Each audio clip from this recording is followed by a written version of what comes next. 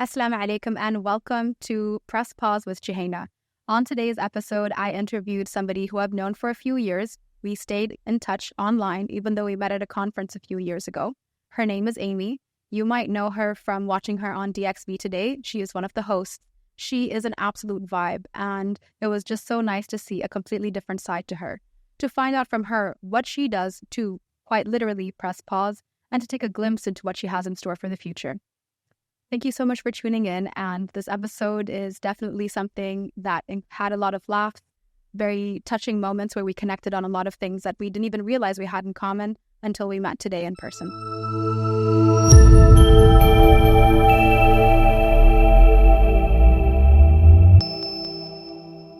All right. Hi, Amy. Hello. Welcome. So I'm the kind of person who does everything by throwing people in the deep end. Okay. So I'm going to turn a 1 minute sound timer, and I'm going to ask you rapid fire questions. Okay. And you just tell me the first thing you pop into your head when I say a certain word. Okay, let's go. Just 1 minute. And color. Green. Hobby. Horse riding. Movie. Death Becomes Her. Gory. Book. Harry Potter. All the time. Oh, I love that. Season. Summer. Person. My parents. I love that. People. Two people. Guilty pleasure. Doing nothing on the sofa. Oh, I love that. You shouldn't feel guilty for that anyway. Board game. Rummy Cub. Rummy Cub? I don't even know what that is. I ask you later. Destination. Dubai. Every time. Every time. Welcome. Day of the week. Saturday. Bucket list item. Well,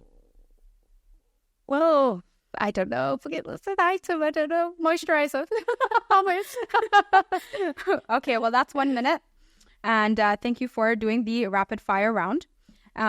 So this podcast is called Press Pause with Jouhayna. Yeah. Where we are going to be sharing your micro-biography.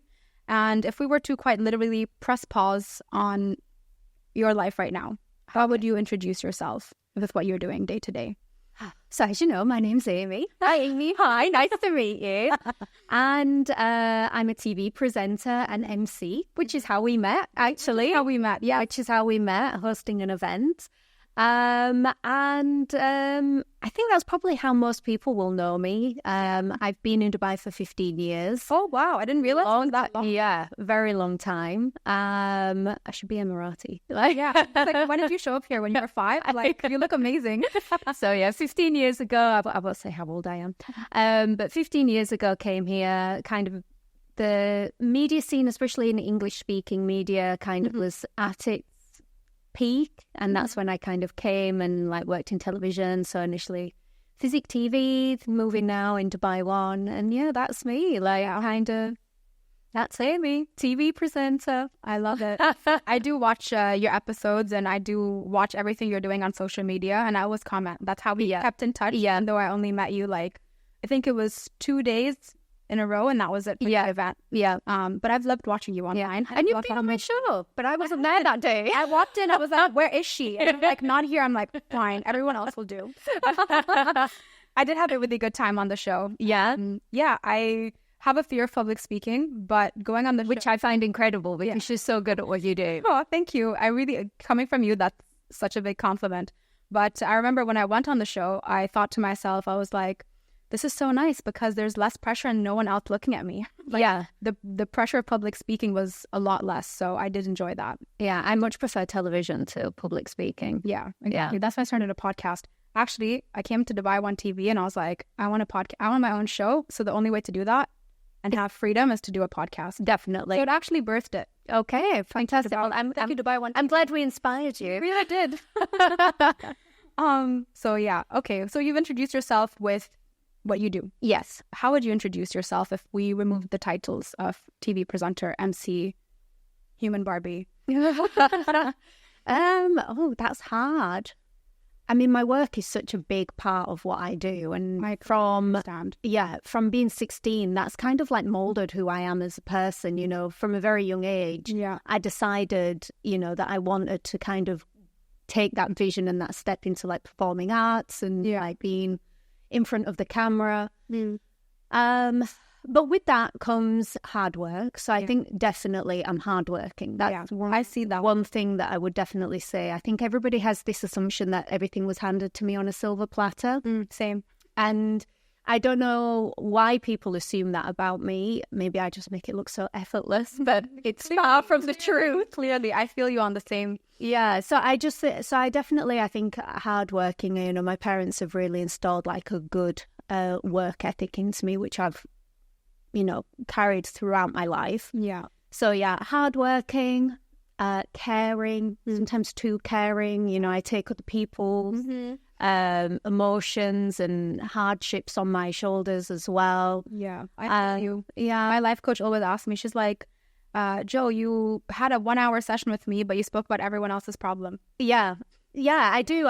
You know, when friends are going through things, like it's something like, it's like a constant dialogue in my head, like thinking about them, what are they doing, how can I help them? Yeah, sending an Insta shop of everything on the cart. Yeah, exactly. So, yeah, I think, I mean, yeah, hardworking, caring, loving, you know. Yeah. Those, I really wear my heart on my sleeve. I think that is probably something that a lot of people, if I was to ask my friends to describe me, they would probably say Amy wears her heart on her sleeve. Yeah. You get what you're given. Like, that's exactly. it. You know, unapologetically me. Like, I love that. Yeah. Well, I love that. And the reason why I included rapid fire as the very first thing is so that everybody gets to know you when you respond in a way that is spontaneous. Yeah. And it's also to remind you that you are more than... your job is, I understand my career is everything to me as well, but you are more than that. You love Harry Potter, you love Dubai. So that's part of the reason why I did the rapid fire round. I thought you was about to tell me we've got a psychologist that actually was analysing all of your answers, and now we're about to tell you that you are actually a psychopath. I don't know that I am. It's like a different personality pops out. So what does life look like day to day for you? I know that you go work out and stuff because I stalk you. Yes, I live in the gym. I love the gym. I love working out. I love horse riding. Yeah. In fact, you were very kind to actually postpone our filming by one day because I was at the stables. 100%. My mom goes horse riding, and I completely understand that you have to go do that for your soul. Yeah, exactly. I mean, that for me is just a great way to like disconnect from like the buzz of Dubai and everything. Yeah. So yeah, day to day, like I like to get up early. I like to, you know, have at least 3 espressos, get into the gym, have a workout. Depending if I'm filming or not, like then I'll head to the studio. And then in the evenings, generally, horse riding. I love cooking. That is like my biggest passion in life. Like, what's your favorite thing to cook? I cook everything. Oh, like, nice. I love everything. That. I'm coming over. Yes. Anytime you are welcome. Seriously. Like, I cook everything like Arabic food, Moroccan food. Oh, yeah. The good old English classics. I mean, I don't do a fish and chips, but like a good old Sunday roast. Oh, I love the Sunday roast. Pie, all that kind of stuff. I also do like nice Italian food, a little bit of Japanese as well. So can you make sushi as well? I do make and like sushi. roll it up and like it doesn't fall apart. I do. I do wow, sushi. Mine falls apart. Oh, really? Yeah, I gave up. Oh, really? Maybe you've not got your consistency of the rice. I think so. Needs to be. I gave up. I was like, we should order in, but I live in the middle of nowhere and no one delivers. Oh, okay. Well, I'll come and make the sushi this time. Yes, please. This is completely mandatory. And you mentioned that you make an English roast. That just reminded me of who I call my British mother, Joy. Yeah. So when I was studying in air traffic control, they put me in a host home. Okay. So I had to better my English, but I only speak English because I'm a mixed kid and my parents spoke to each other in English only. So Joy, she always used to make a Sunday roast, and she made me feel like I was at home. And I love Sunday roasts and coronation chicken. So that's like my favorite. Nice. I lived off that for 4 months and put on like 5 kilos. Worth it's it. Good. It was worth totally it for coronation chicken. So but it took me back to that moment. Nice. What's your favorite part of a Sunday roast? The Yorkshire puddings with the gravy, like drench it in gravy and you have to eat it in time. Yeah. And then I recently realized I have a gluten intolerance, so I can't even eat it anymore. I can eat it, but it's just consequences. Like there are consequences involved. It's okay. It's worth the consequences. It is worth the consequences. I need to make sure I'm on like my first day off, so I have 3 days to suffer. Okay. Just because I have like Yorkshire pudding. Good recipe for homemade Yorkshire pudding. Yeah. I'm your girl because I'm from Yorkshire. Oh. I'm from the home of the Yorkshire pudding.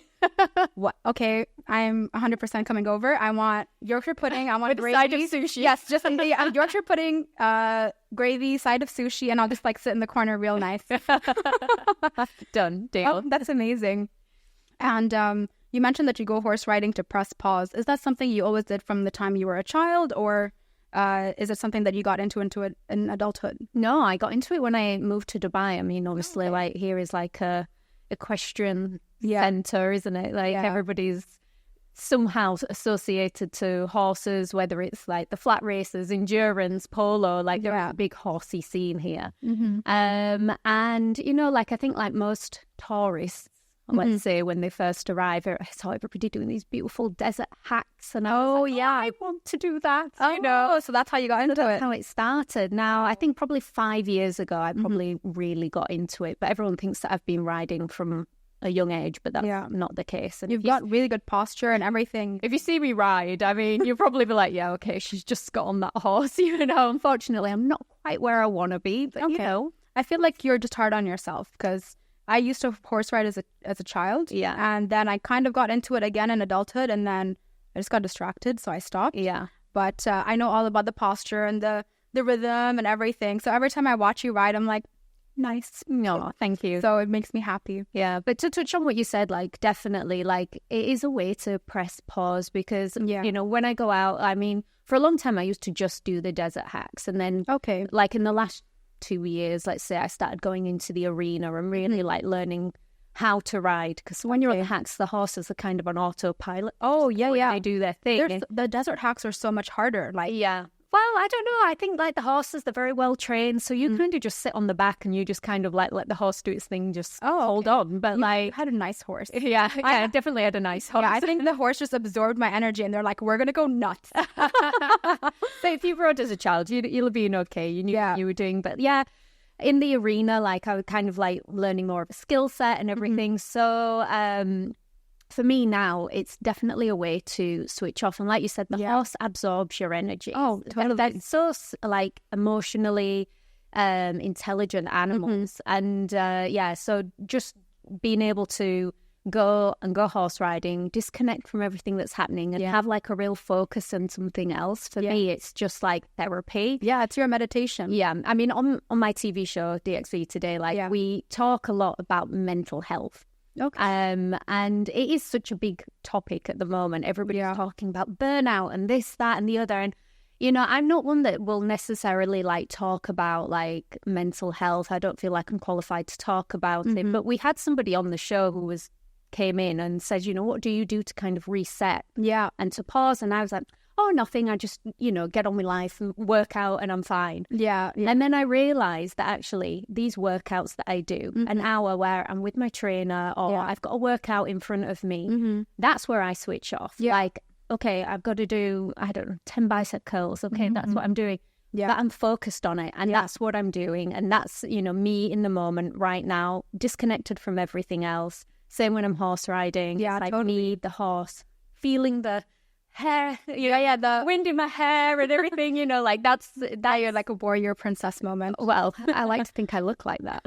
The truth is I've got sweaty helmet hair, but like it's okay. The hair at the bottom is dry and like that's flowing. My ponytail is flowing 100%. Yeah, my mom goes horse riding. I haven't ridden a horse in a while because of the weight I put on, so I don't want to like burden the horse. And there is a weight limit. So my mom, no, truly there is. They like weighed me and they're like, no. Yeah, they're like, come back in 20 kilos. I'm like, fine. 9 down, 11 to go. I don't believe that, but no. Like really, there's some stables that's the case. You have to be within a certain weight limit to ride the horses. So so my mom, so I was like, I still want to be around the horses. So I rock up with like a box of carrots. Apples. They will love you. 100%. And like my mom always does that. So my mom is a very petite, loud African woman. And the minute the car pulls up and she walks out and she goes, good morning. it's like very high pitched. The horses start knocking the stable. And they're like, the ones doing the classes are like, she's here. Why am I in the arena? Get me out. So that's my favorite part. I love to go there and like feed them and everything. And there's just nothing like getting dirty with the horses and feeding them. Like that's one of my favorite things to do. So yeah, I love that you found horse riding here, and it is one of the things that we do here. It's an Emirati thing to do. So I'm happy that it's your happy place and it's your way to press pause. It is, definitely. So if we were to rewind and we were to go back in time, what would you say was like your first memory, and then just take us through that journey till where you are today?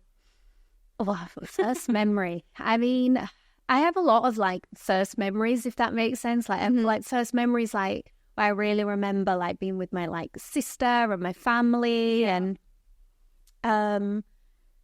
traveling. I think like one memory that I think really always like kind of comes to the forefront of my mind is like when I went on my first holiday abroad with my family.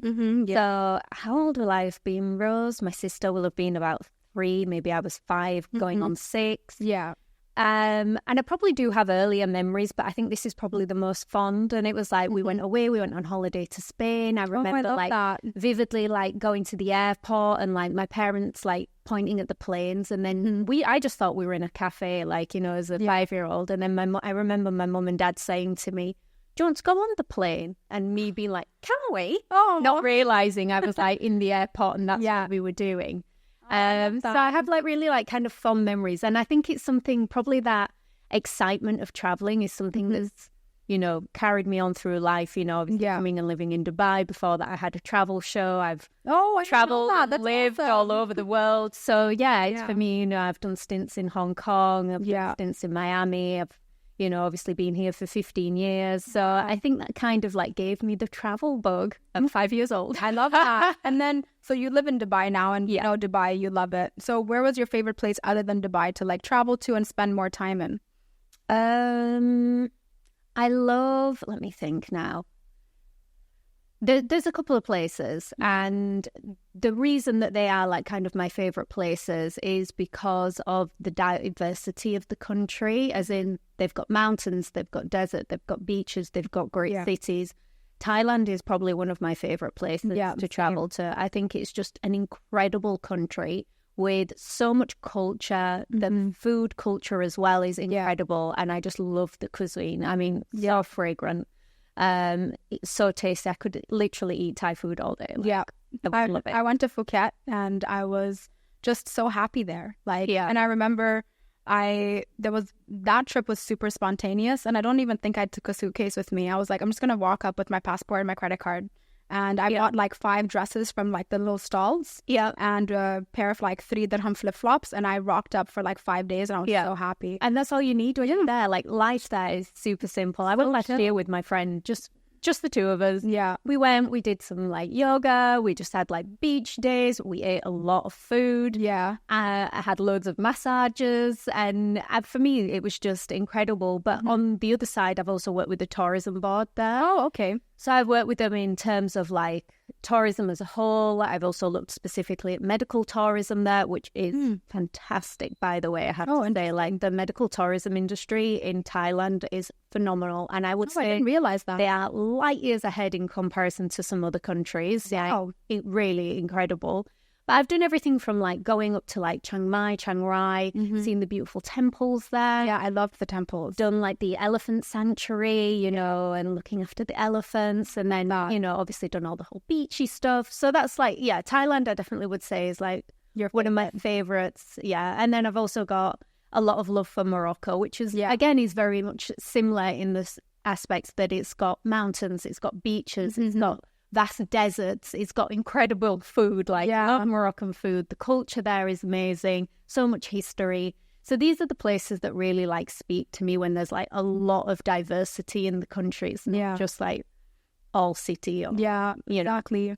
That's so nice. I haven't been to Morocco, but I definitely want to go. I've seen pictures online and I'm like, this is a must. Do it. Love the cuisine. Like my sister's building, there's a Moroccan restaurant downstairs, and I'm like, meet me there and then I'll come to your house. Yeah, definitely. That sounds like a good deal. My sister had a Moroccan restaurant next to her. I think we need to send your sister a letter and she'll be like, hey, this is mandatory now for visits. And then how did you end up? So you did the traveling. Yeah. And then was that early on in your career? And then how did you end up in Dubai? Like, how did you end up here? Okay, so the travel show and everything that I mentioned earlier happened while I was in Dubai. So I was already based in Dubai at that point. Right. So prior to moving to Dubai, I'd been living in London, did like 6 to 9 months stint in Miami. Okay. Which was more model focused. Like I was doing a lot of like, I mean, there's swimwear capital. So I was like doing like the swimwear shows and everything like that. Yeah. Came back to London for a little bit and it was approaching New Year's Eve and I just thought, I need to get away. So somebody that a little bit like our relationship, like where you've just kind of like met, like kind of, but you've kept in touch. Yeah, yeah. And I had this girl and she was like living here and she was like, oh, you should come out here for New Year's Eve. And I was like, oh, yeah, like just thinking she was being polite. And then she kept messaging me saying, have you thought about whether you're going to come? And I thought, that's our hospitality. I was like, let me take this opportunity. Yeah. So I was like, okay, I'm coming. Nice. So I booked a week holiday. Yeah.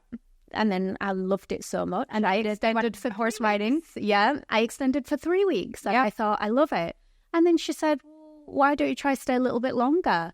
Wow. And I was like, nothing's stopping me. What have I got going on in London? Like I had, work in London, but nothing that was like in the diary and needed to be attended to immediately. So I thought, okay. Ended up doing 3 months. Yeah. Did the run to Oman. Oh, yeah. I did my grandmother for that run as well. Yeah. Came back. And then I said, what am I doing? I need to be here. Yeah. Like, I'd applied for a job with one of the TV channels. I got a job. I thought, let's go back. So after doing like 6 months here, doing the visa runs, I jumped on a plane, packed everything up in London and came here. And the rest is history. So that new year just turned into 15 years. Wow. A new year every time. It's just like Groundhog Year. Yeah. Oh, that's amazing. And how did you get into modeling before that? So by accident, to be honest. By accident, on purpose. Yeah, I never thought that like I could be a model because I'm 5'9", so I'm not short by any stretch of the imagination, but I am a little bit on the shorter side for modeling. Oh, really? Yeah. Oh, okay. But for commercial modeling, so I was never like, I don't need to think like, oh, she was a supermodel. Like, okay, I did a few runways and things, but I was definitely more commercial. So I'm the girl that you see on the Colgate toothpaste commercial. Oh, yeah, I can not see that. Strutting the catwalk for like, I can't tell the difference. I think you're stunning. So thinking, but yeah, so I did really well with that. So what happened, how I got into it, I was at university. I was a broke student, like we all are when we're at university. Yep, and I had a really good group of friends. There were 5 of us that we all like lived together. Yeah. One was really good at makeup. One was really good at hair. One had a car, and there was a beauty pageant. Okay. It was Miss Leicester. And we decided that I was going to be the guinea pig and go forward for it. Oh, I love that. My friend was going to do my makeup. We were going to one of the girls was very persuasive, managed to blag me a dress and some sponsorship from someone. I love that. That's awesome. And we shared the prize money. Like, that's how me going into the pageant industry happened. This just shows you how important it is who you have around you. Yes. It's so important who's around you. Definitely. And different phases of your life as well. Exactly. So, we were just like students. We did it as fun. We got together. So I won that heat. And then we did another competition. So you won that one? Yeah. Oh, and then, Oh, I love that. Yeah, we just ended up like going round in the end. I won Miss Great Britain. Miss Great Britain? Oh, nothing. Yeah. Miss Great Britain. That's amazing. So, yeah, we enjoyed that victory together. Off the back of that, then obviously modelling contracts started coming in. Okay, yeah, so it was organic. Yeah, and then I kind of just rolled with it. I thought, I did my degree in performing arts and media. So I kind of knew that I wanted to work in that kind of light. But obviously having that kind of step up and then, obviously modelling. And then I decided that I wanted to retire from modelling because it wasn't fulfilling for me, but I knew that I still wanted to have something fun and media orientated, so I shifted into TV presenting. Oh, that's so nice, because it's like I've followed you for a while, and when I invited you to the podcast, that's when I really like read your profile, and I was like, oh, I need to ask her about so much. So usually people want to ask the beauty pageants are the girls or cow bags. And I've got to say, honestly, they're not. Like, everybody is really nice when you get. That's so refreshing to hear. Yeah. I think it's this really bad stereotype, you know, that everyone's like, it's the movies. It's these American movies where everybody's like, you know, playing like the girls to be villains to each other. Yeah. It's not the case. Like, oh, fair. Yeah, because for me, like, and again, it's something that the movies put that bias into my mind. And I didn't realize it until when I read on your Instagram bio that you were former Miss Britain. I was like, but she's so nice. And I was like, if I had a dirham for every time somebody said to me, I thought you were going to be horrible, but actually you're really nice. You know, I didn't know that about you at all. So like when I met you, I was like, oh, she's so nice. And like, you know, you were very friendly, and it was very early in my like emceeing career as well. So I think I even came to ask you something, and I was like, she's so helpful. This is so refreshing. And just in general, like not even with that title. And I think it's been, 2 years that we've followed each other online and stayed in touch. So when I was like actually reading everything, I was like, oh, wow, truly. So that's just so wonderful. And then you came to Dubai, you're doing all the TV presenting. What would you say your favorite part is with your life day to day right now? Is it more work related, the gym, the horses, all the above? The horses, I mean, are kind of taking over my life at the moment, but in the best in the best way. But I think just being at home, I am such a homebody. Like, were you always that way? No, I used to be the girl completely with major FOMO. Like, I was out everywhere. Like, I needed to be everywhere. I mean, I have really vivid like memories of when I first moved to Dubai. For some reason, I couldn't go to Blue Marlin one weekend. And I remember like being Blue Marlin's like right here. I know. Should we go? Done. I'm going to bring that part of it back. But I was like on my phone, like almost like close to tears. Like, oh my gosh, I'm missing out on so much. And I remember then going the week after and everything was exactly the same, like the same group of people and the same table, you know. She's changed her dress from a red dress but to an orange dress this week. Like it was. And then I think that's when I kind of realized, like, I'm not missing out on everything by not going out every single night of the week. You know, I can't stay at home. So now I love being at home. Nice. Cooking. I've got a beautiful kitchen. I love, spending lots of time testing new recipes out. And being at home, visiting friends, all that. I 100% feel you. Whoever does the drive for me, I'm like, I love you so much, and I will feed them. But I completely relate with you, because before the pandemic, I was constantly, you know, I was very social with my friends. I even had a friend living with me for like 3 years. That's how deeply embedded in my social life I was. I was like, I love you so much and I love hanging out with you, live with me. So that's just how it was. And we were constantly like out and about, socializing. We even had friends move in next door. Like, it was just such a wonderful group at the time.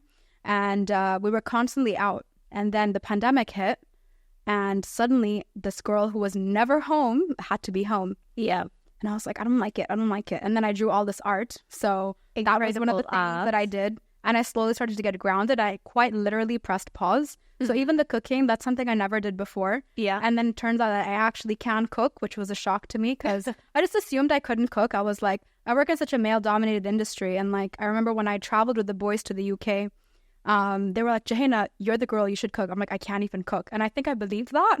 I was like, don't expect me to like be domestic for you. So that was part of like something that I labeled onto myself. And then when I started cooking, I was like, because I used to be my grandma's chopper. So I would chop vegetables, and I was good at that, but she never allowed me to cook. She's like, that's my recipe, go away. And then even when I was with British mom, Joy, I was like, oh, I'll be your chopper and I'll help you in the kitchen. And she's like, oh, okay. So she loved how I chopped. My grandma would have thought it's like not even, but I did all of that for her.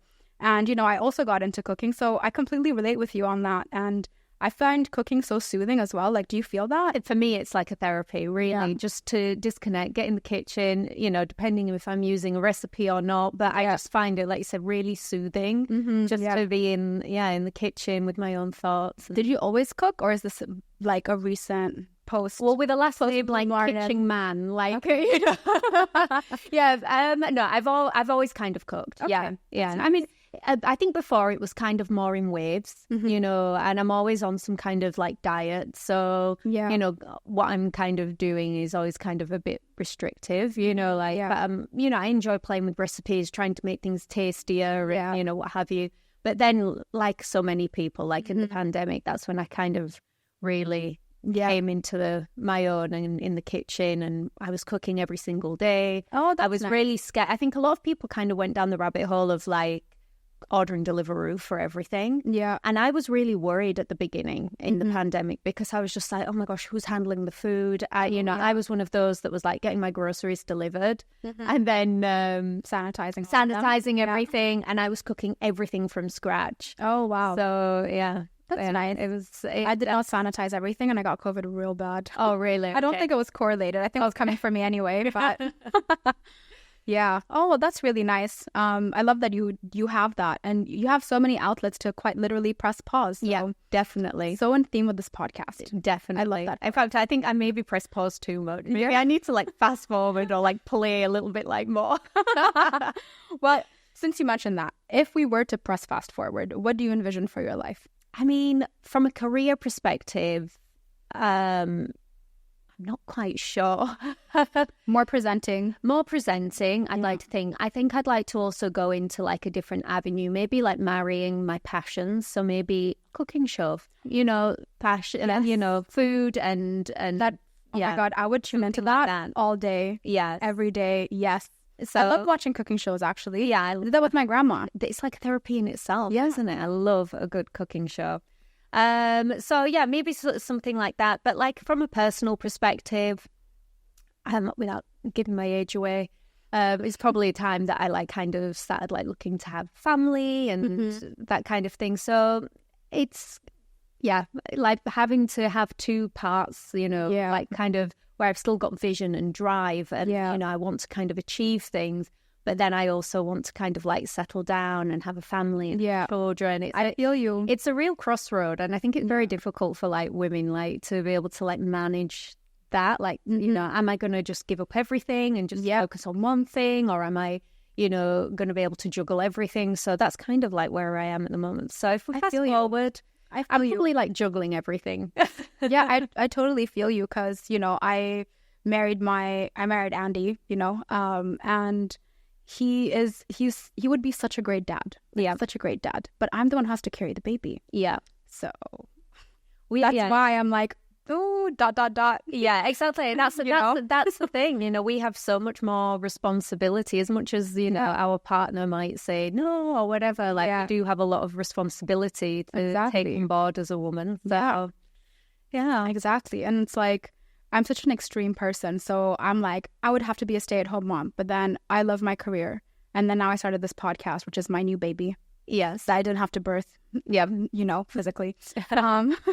But yeah, so it is a lot to think about. And for me, I feel like, you know, everything's in God's hands. So whatever is meant for you is meant for you, and it'll all just work out in that way. So I've just decided I'm not going to stress about it. Yeah, I'm not going to think about it. And I'm hoping ignorance will be bliss. So yeah. And also when we're trying to schedule this podcast episode, it's Ramadan right now. Yeah. And then I was like, oh, okay, well, let me know what time works for you. And we were trying to figure it out. And you're like, oh, I fast as well, and that you're Muslim. And yes. Like I already really liked you. And then I was just like, oh, I felt more connected to you. So how did that journey come about? Yeah, it's so funny when you were just saying there, you know, like you just got to like relax and let go. And I think that's one of the biggest things that I've actually learned from Islam. You know, it's in God's hands. You know, why am I stressing about things? Yeah, you know, exactly. If it's meant to be, it will be. You know, God has a plan, and I just need to, you know, have trust in Him, and that 100%. He's got a big plan for me. So yeah, my journey into Islam, obviously been here 15 years. Yeah. It rubs off. Yes, it does. It does. I mean, like, honestly speaking, if somebody would have said to me, you know, 15 years ago, 16 years ago, before I moved here, you would convert to Islam, I would have been like, get out of here. No way. Like, same story with Andy. Yeah. Story with Andy. He's like, never. Yeah, never. Like, why would I do that to myself? Yeah. All these, you know, British conceptions of what the religion is. You know, everybody like, oh my gosh, you know, I won't be allowed to do anything and I'm going to be so restricted in life. Yeah. It couldn't be further from the truth. Like, and especially as women, we're really taken care of in the religion. Definitely. And I mean, 15 years here, I converted in 2020. Mm-hmm. Prior to that, I was going to like Islamic school for a year. I was like, let me suss this out, like which one I'm going to go. It was in Al-Barsha. Is it the South African Islamic Ladies School or something? Oh, okay. There's one in Jumeirah that I have a WhatsApp group in. Oh, okay. And I just learn things, and it's really nice. Okay, so maybe you can give me that because I'm still learning. Oh, I'm going to send it to you like the minute we're done with this episode. Perfect. Yeah, it's so good there. I love it. That's where that's where Andy reverted. Okay. So even though it's a women's Islamic center, I was like, oh, I want to marry him. They're like, bring him. I'm like, okay. So supportive. Oh, that's fantastic. Yeah, I'll give you the details. It's in Ramadan, they're having classes every day. Okay. They go through different surahs, and it's almost like Secrets of Divine Love on steroids. It's beautiful. Have you read the book? No.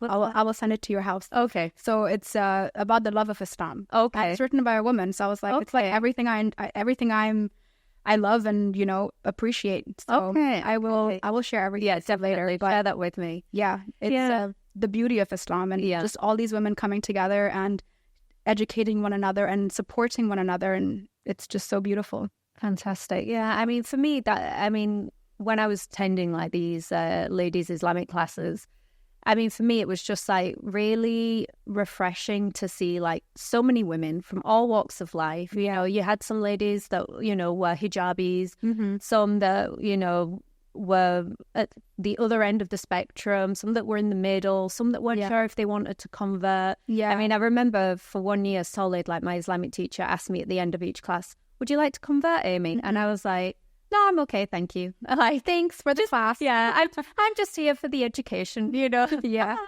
And it was so funny because I even did an interview with Mufti Meng. Mm-hmm. He's a scholar, like a scholar, and sheikh they call. Oh yeah.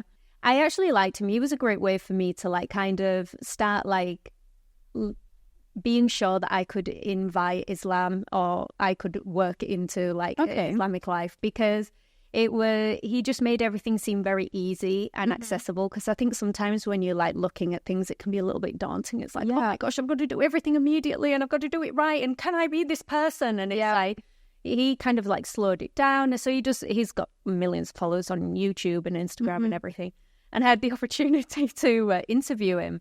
And nice. That must have been so enlightening. It really was. It was great. And it was, I did it through an imam that I'd become introduced to through the ladies class. And at the end of it, he kind of said to Mufti Menk, like, Amy's not yet converted to Islam, but she's thinking about it. And he asked me, you know, this really amazing imam, like, would you like to do it now? And I went, no, thank you. I was like, but I was on my own path. Like, and he was like, I think he was like surprised, and he was like, well, okay, good for you. And then I think it was maybe 8 months later, I actually decided to. You do it in your own time. You do it in your own time, you know. Like I grew up and I was raised in a Muslim household, but it's only very recently where I'm really exploring the religion again. And, you know, because we had to study in school and it was mandatory. But it was done because I had to, not because I wanted to. Yeah. And now it's just, now that I'm delving into it as an adult and reading about everything, like the book, I'm going to send you this book. Yeah. Like it's wonderful. And it just helps you understand that, it helps me understand my Emirati side a lot better now. Yeah. I'm mixed race. My mom's African and my father's Emirati. So it just helps me understand everything better. You know, I lost my, is it paternal for father? Mm-hmm. So I lost my paternal grandmother when I was very young. And she was very religious. And now that I'm reconnecting with it, I've been thinking about her a lot more and I miss her more almost. And I'm just like, I feel closer to you, but you feel so far away at the same time, you know? Oh. So it's just so beautiful and it is very calming. And air traffic control is a very stressful job. Oh, and there's only so much I can draw to let it all out. So yeah, it's just, it's helped ease the anxiety that would come with the job, with the stress of the job, you know? And I just think it's so beautiful. Yeah. And it was just something that, again, you just continue to surprise me in the best way. And I was like, that's nice. Can we just talk about your stressful job for a minute? When I was on a flight last week, and I actually messaged you going, what the hell was happening to me on that flight? Yes, I worked the shift before you landed, I think. I mean, for people that are listening to the podcast, so 2 weeks ago, there were severe weather warnings, and I decided that I was going to come home the day of the severe weather warnings. Yeah. And I had the most turbulent flight. And when we came to land, we did, I think, 2, what did you call them? Practice landings? Missed approach. Yeah, missed approaches, where we came to land on the runway and then went zooming back up into the sky. Yeah. But, we were fine, Emirates, yeah. airline. But yeah, it was sponsor the podcast. Yeah, if you want to sponsor the podcast, just reach out to us on Instagram. Yeah, exactly. And Amy's future cooking show, Eyes. But yeah, I mean, it was incredible. And then I touched base with you, and we were like talking. Yeah, you spoke through it. Like, is that stuff that you're dealing with on a regular basis? Because as a passenger, it was stressful. I can't imagine what it was like. Yeah, like landing the aircraft in that. Well, you were on one flight. We were dealing with hundreds going through a similar situation. Yeah. Because it is a job that I have, and I literally signed a contract where I'm not allowed to talk about what we do exactly. Yeah. But all I can say is when you've been delayed, there are people on the ground that are working extremely hard to make sure that we get you on the ground safely. Yeah. And if we hold you in the sky, it's because the runway is either, it was weather, so the weather was impacting the runway, and you're much safer in the sky, possibly going to an alternative airport where there is no weather. Yes, of course, it sucks to go to a completely different airport, but you are much safer being held and then possibly going to an alternative destination than going to the destination with all the weather. And your aircraft did 2 missed approaches, so they did try to land. It wasn't safe enough, and you went back up. And that must have been so daunting. Like, you're a frequent flyer. You would love to travel. Some people are petrified of travel. Yeah. So just know that there are eyes watching you from the minute you depart to the minute you land. And if you can't land, there are people watching you making very calculated decisions on how to get you down to the ground safely. Yeah. So it was very intense. Yeah, I can imagine. I prayed super intense. A lot. Like 5 times a day isn't even enough. So that 24 hours, that was how everything was going on. It was so intense. And actually, around the same time, the day before that was the day I shot the very first episode of the podcast. Oh, really? And I was like, there's a weather warning. I sent you the website so you can read the aviation weather report. Those are way more accurate. So I live near Maktoum Airport, so I checked Maktoum, so I know what the weather report is like. So then I just decided, I was like, okay, we're going to do the podcast indoors because people get to choose where they shoot the episode. And then we shot that the day before, and then the next day I went and I worked that weather, and it was an overtime shift because we needed more staffing in order to be able to handle that level of weather. So I volunteered to go in at 4 a.m.